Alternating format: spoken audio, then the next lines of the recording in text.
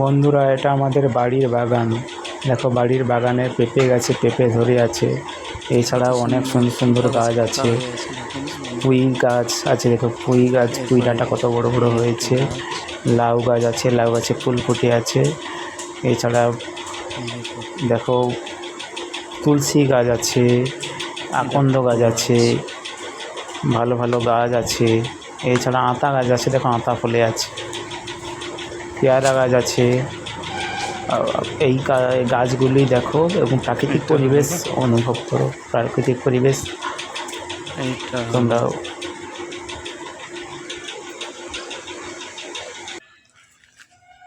এই যে এটা আমড়া গাছ,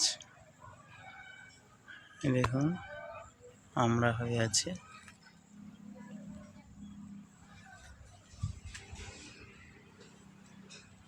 এই পরিবেশটা দেখুন।